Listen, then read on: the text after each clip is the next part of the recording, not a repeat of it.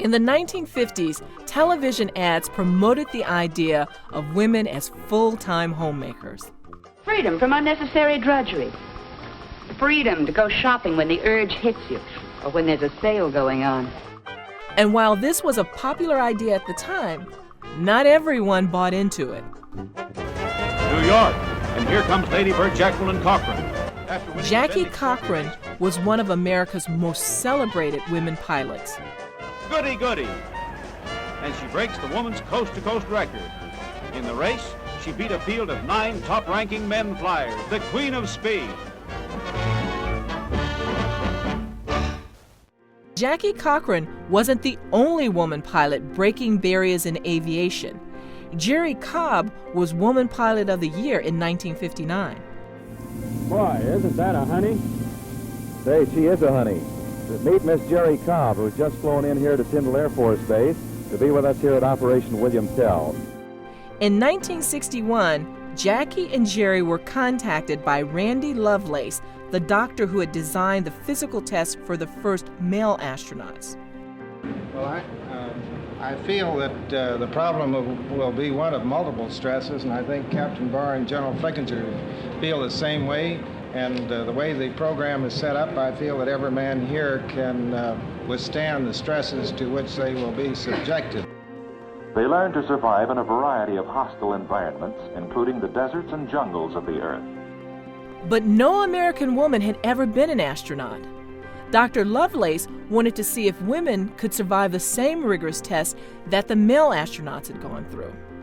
Dr. Lovelace recruited 13 women pilots, including Jerry Cobb, and ran them through the same test. Jackie, who was very wealthy, paid for the test.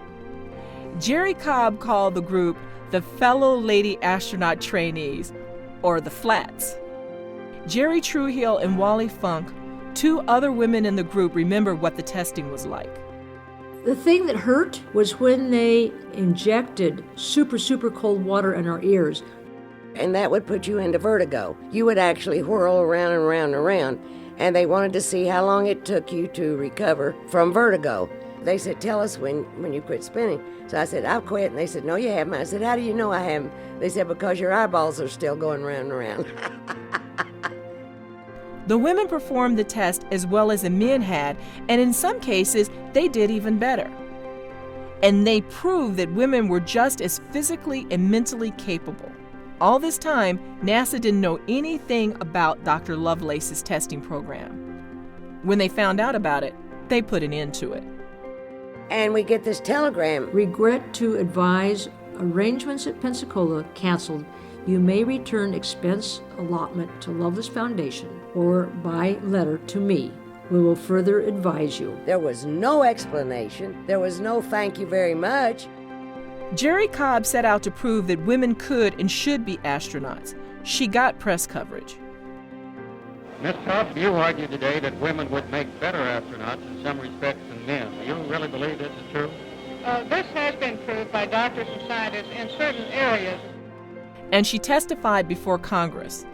Yet, it would take 20 more years for NASA to launch the first American woman into space. Too late for Jerry Cobb and the other women who went through testing at the Lovelace Clinic. Jerry and those other pilots paved the way for women like me and, like Eileen Collins, the first woman commander of the space shuttle. Go at throttle up. I first started thinking about a career in flying when I was a teenager.